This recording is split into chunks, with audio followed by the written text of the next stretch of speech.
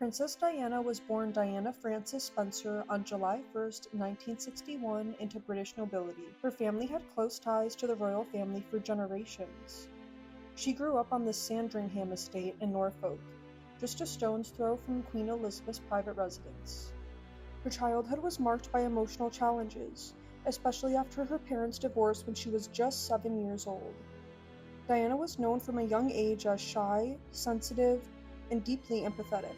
She attended several boarding schools, eventually enrolling at a finishing school in Switzerland. By her late teens, she had returned to London and was working as a nanny and a kindergarten teacher's assistant. In 1980, Diana began dating Prince Charles, heir to the British throne. Their courtship was closely followed by the press, and just a year later, in February 1981, their engagement was announced to massive public excitement. Diana instantly captivated the world with her charm, grace, and down-to-earth demeanor. On July 29, 1981, she married Prince Charles at St. Paul's Cathedral in a ceremony watched by over 750 million people worldwide. At just 20 years old, Diana became the Princess of Wales. Her wedding dress, with its 25-foot train, became iconic. But behind the fairy tale image, things were far more complicated. Almost immediately, cracks began to show in the royal marriage. The couple had two sons, Prince William in 1982 and Prince Harry in 1984.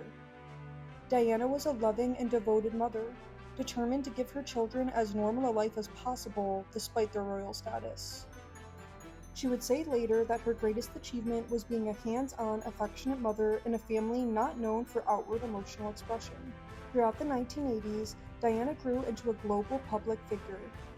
She used her platform to highlight issues often overlooked by the press and politicians. She visited AIDS patients in hospitals at a time when misinformation and stigma were rampant. She worked to raise awareness about homelessness, landmines, mental health, and children's welfare. Diana broke royal protocol in the way she connected with the public. She made physical contact with those she visited, hugged children, and looked people in the eye. Her compassion earned her nicknames like the People's Princess. But her personal life was unraveling. Her marriage to Charles was strained by incompatibility and infidelity on both sides. Diana publicly struggled with bulimia and depression, and by the early 1990s, the royal couple had separated.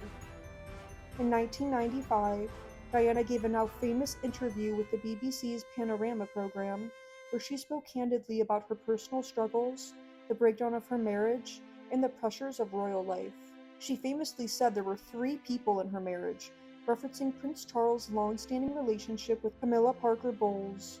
That interview was unprecedented and shook the royal family. In 1996, Diana and Charles officially divorced. She retained her title as Princess of Wales, but was no longer referred to as Her Royal Highness. Free from royal constraints, Diana continued her humanitarian work with renewed focus. She traveled to Angola with the Halo Trust to walk through active minefields and bring global attention to the horrors of landmines. That image of her in protective gear became one of the most powerful symbols of her activism. She also continued supporting AIDS patients, making sure to bring visibility to causes that had little mainstream attention. In her personal life, Diana began dating Egyptian film producer Dadi Fayed in the summer of 1997. The couple was frequently followed by paparazzi, with their every move documented by tabloids.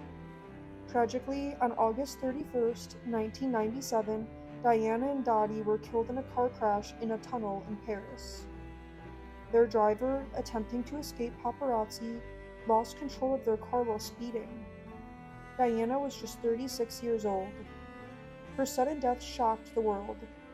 The days that followed saw an unprecedented outpouring of grief.